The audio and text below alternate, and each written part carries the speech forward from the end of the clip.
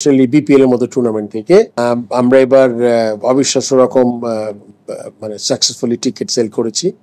এটা বিরাট কারণ ছিল, আমরা ডিজিটাল প্ল্যাটফর্মে গেছি 100%। আপনারা জানেন অত্যন্ত সিকিউরড, ওয়ার্ল্ড কাপে যেসব ভাবে টিকিট একটা সেল হয় এইভাবে।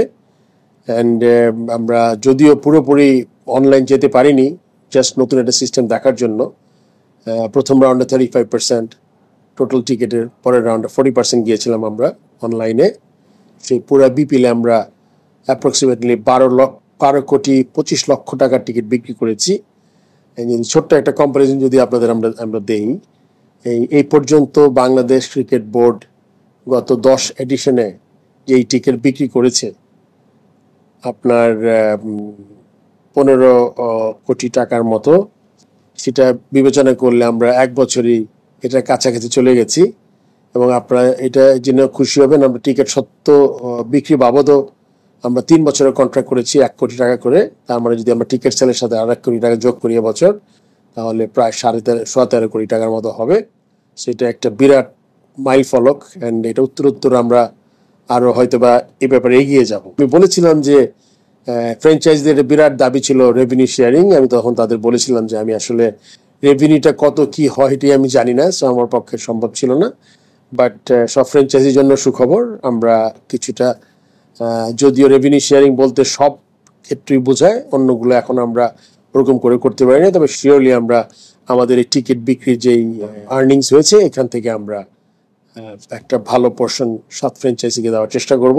আমি ধন্যবাদ জানাতে চাই আমাদের এই ডিজিটাল টিকিটিং যে প্ল্যাটফর্ম আমরা তৈরি করেছি সেটাতে যারা ইনভলভ ছিলেন, টেন্ডার প্রসেস থেকে শুরু করে এবং শেষ পর্যন্ত যারা কাজ করেছেন, সকল ডিরেক্টরকে। এবং অবশ্যই আমি ধন্যবাদ জানাতে চাই আমাদের টিকেটিং পার্টনার মধুমতি ব্যাংককে, যারা অত্যন্ত নিরলসভাবে ছুটির দিনেও তারা টিকিট বিক্রি করেছেন। আমরা আসলে এবার, আপনারা জানেন আগে উল্লেখ করেছি, আরেকবার বলে দিচ্ছি, আমাদের এবার 3rd 4th প্রাইস আমরা দিয়েছি। যারা কোয়ালিফাই করেছে প্রথম 4টি টিমের মধ্যে, আপনি জানেন যে 3rd হয়েছে সে 60 লক্ষ টাকা এক্সট্রা পেয়েছে, যে 4th হয়েছে সে 40 লক্ষ টাকা এক্সট্রা পেয়েছে। প্রিভিয়াস এডিশনগুলোর সাথে আমি প্রাইজ মানি শুধু কম্পেয়ার করি, তাহলে প্রাইজ মানি অলমোস্ট 70% ইনক্রিজ করেছি আমরা। এর মধ্যে বেস্ট বোলার, বেস্ট ব্যাটসম্যান, অনেকগুলো প্রাইজ আমরা দিয়েছি। যদি ওভারঅল বিপিএলটা দেখেন, আমার মনে হয় আপনার দর্শক, উইকেট, আপনার টিকিট বিক্রি, আপনাদের দর্শকদের অংশগ্রহণ এবং আমাদের যেই টিভি প্রোডাকশন, টিভি ক্রু থেকে শুরু করে আপনার কমেন্টেটার্স, আপনি জানেন স্যার কাটলি অ্যামব্রোজ বলেছেন তার দেখা মতো গত 3 বছরের মধ্যে এটা ওয়ান অফ দ্য বেস্ট, বলেছে best PPL in terms of the wickets and everything. So আমার মনে হয় ওভারঅল আমরা চেষ্টা করে যাচ্ছি।